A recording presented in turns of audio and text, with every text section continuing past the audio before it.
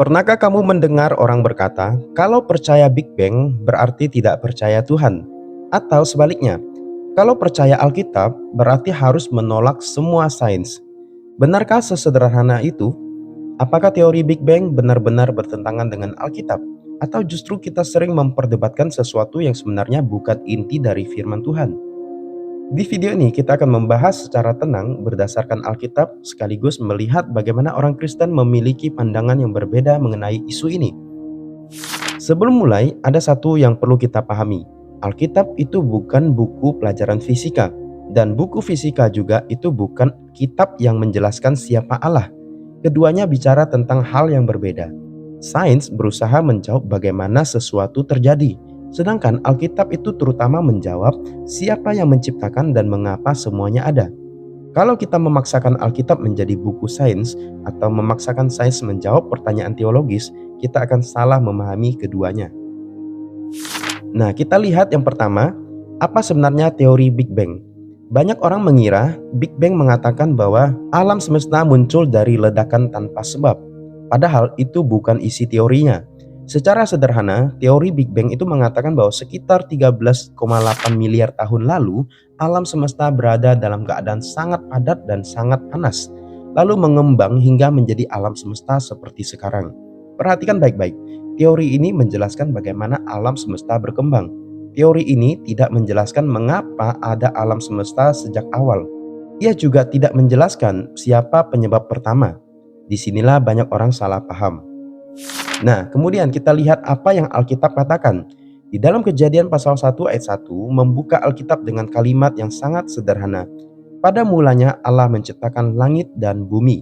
Alkitab tidak menjelaskan proses fisik secara rinci.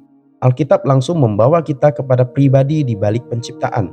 Bagi Alkitab, pertanyaan yang paling penting bukanlah bagaimana alam semesta ini mengembang, tetapi siapa yang menciptakan semuanya.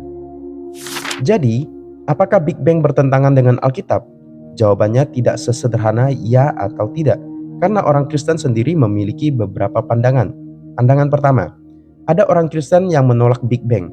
Mereka memahami kejadian secara harfiah dan percaya Allah menciptakan dunia dalam 6 hari biasa.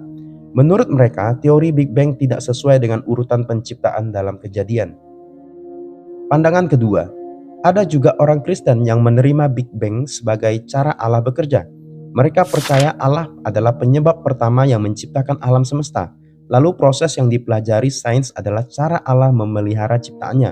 Jadi bagi mereka, Big Bang bukan pengganti Allah, melainkan mungkin merupakan salah satu cara Allah bekerja atau berkarya. Nah, kita lihat yang sering disalahpahami, kadang orang itu berkata, kalau ada Big Bang berarti Tuhan tidak ada. Itu kesimpulan yang terlalu jauh. Sebaliknya, ada juga yang berkata, kalau ada Tuhan berarti semua penemuan sains pasti salah. Itu juga tidak tepat.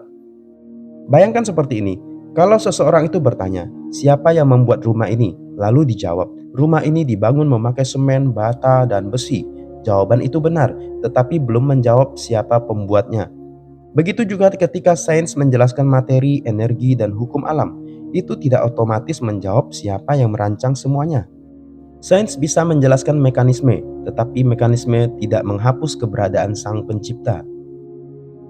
Nah, sekarang mari kita lihat fokus utama Alkitab. Alkitab tidak ditulis supaya kita tahu berapa usia alam semesta. Alkitab ditulis supaya kita mengenal Allah dan menerima keselamatan melalui Yesus Kristus. Kalau setelah membaca Kejadian, kita hanya sibuk berdebat soal umur bumi tetapi tidak mengenal Sang Pencipta, berarti kita kehilangan pesan utamanya. Jadi, apakah teori Big Bang bertentangan dengan Alkitab? Jawabannya bergantung pada bagaimana seseorang memahami kitab Kejadian. Sebagian orang Kristen menolaknya, sebagian lagi menganggapnya tidak bertentangan dengan iman kepada Allah. Namun apapun pandangan kita, ada satu kebenaran yang tidak berubah. Alkitab dengan tegas menyatakan bahwa Allah adalah pencipta langit dan bumi, dan tidak ada teori ilmiah yang dapat menggantikan posisi Allah sebagai pencipta segala sesuatu.